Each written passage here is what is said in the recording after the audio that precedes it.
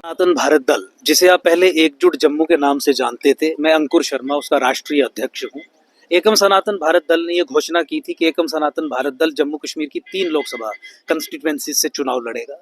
जम्मू संभाग और सनातन संस्कृति सभ्यता धर्म के व्यापक सशक्तिकरण हेतु ये पार्टी कृत संकल्पित है।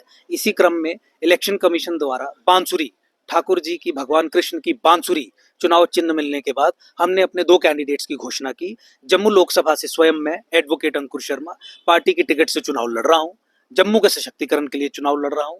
इसके साथ ही साथ उधमपुर कंस्टिट्यूएंसी से भद्रवा के रहने वाले मनोज पाधा जी को पार्टी ने टिकट दी है, वो वहां से चुनाव लड़ेंगे। उधमपुर कठुआ पार्लियामेंट्री कंस्टिट्यूएंसी से, राजौरी पुंछ और अनंतनाग कंस्टिट्यूएंसी से जैसे भारत की राजसत्ता ने धोखा किया और राजौरी पुंछ के लोगों को कश्मीरी हेजिमनी को सौंप दिया, उसके विरोध में पार्टी अपना कैंडिडेट वहां से भी उतारेगी। उसका अगले चरण में चुनाव है, दूसरे चरण में नहीं है, तीसरे चरण में वहां चुनाव है।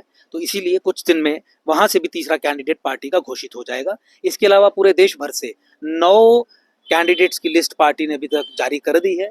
100 के करीब एमपी कैंडिडेट्स पार्टी पूरे देश भर से भी उतारेगी। पार्टी का जो नेशनल हेडक्वार्टर है वो दिल्ली में है, जम्मू में भी मुख्यालय है।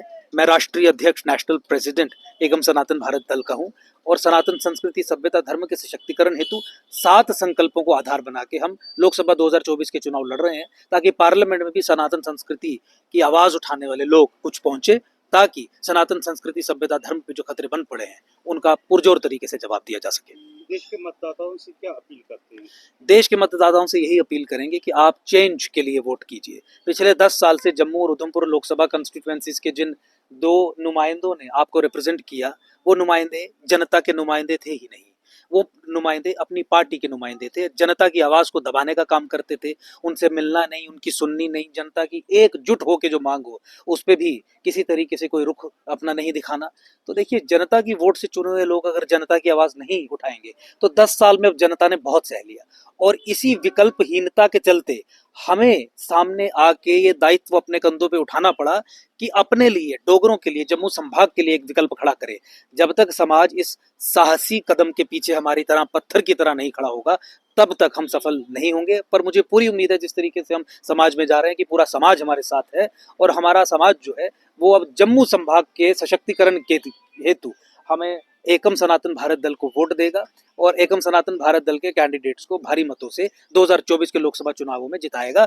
मैं आपके माध्यम से जनता से यही अपील करना चाहता हूं कि एमपी लोकसभा 2024 चुनाव में अंकुर शर्मा और इलेक्शन सिंबल बांसुरी, उस पे बटन दबा के, बांसुरी पे बटन दबा के, भगवान कृष्ण की बांसुरी पे बटन दबा के सनातन संस्कृति सभ्यता धर्म के सशक्तिकरण के लिए वोट दीजिए। गौ माता के संरक्षण के लिए वोट दीजिए।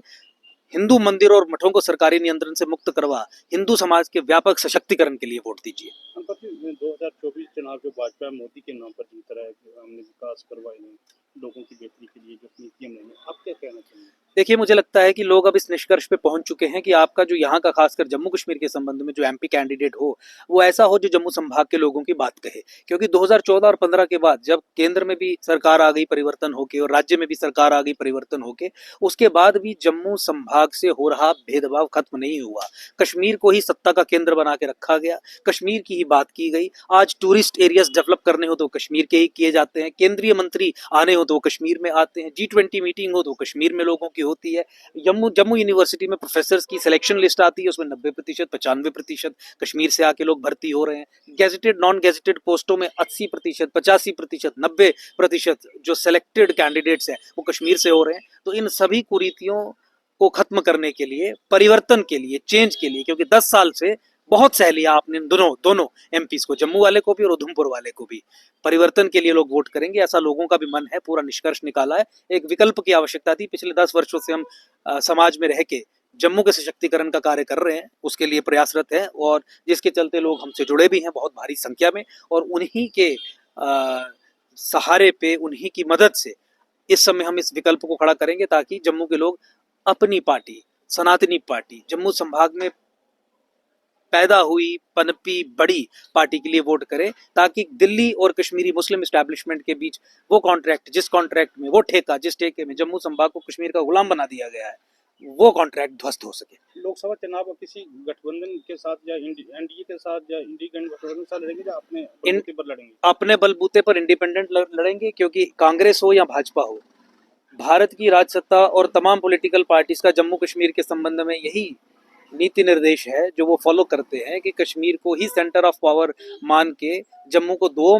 दर्जे के स्टेटस में रख के, जम्मू को एक डिसएम्पावर्ड स्टेट में रख के, जम्मू को कश्मीर की एक कॉलोनी मात्र बना के, जम्मू के राष्ट्रवादी समाज को होस्टेज रख देना कश्मीरी मुस्लिम हेजिमनी के सामने, उस तरीके से व्यवस्था को चलाना है। और इसीलिए कांग्रेस का एमपी हो या भाजपा का एमपी हो, जम्मू संभाग के लोगों की बात नहीं करता, क्योंकि उसकी पार्टी की नीति एंटी जम्मू है या प्रो कश्मीर है। इसीलिए जम्मू संभाग से डोगरा समाज को, जम्मू संभाग से राष्ट्रवादी समाज को हमारी तरह स्वयं ही खड़ा होना पड़ेगा अपने लिए खुद विकल्प बनने के लिए। आज उसी विकल्प की भूमिका में हम आपके सामने और निवेदन करते हैं कि बांसुरी पे मोहर दबा के, बांसुरी पे ईवीएम पे बटन दबा के एकम सनातन भारत दल को, जम्मू को मजबूत करें।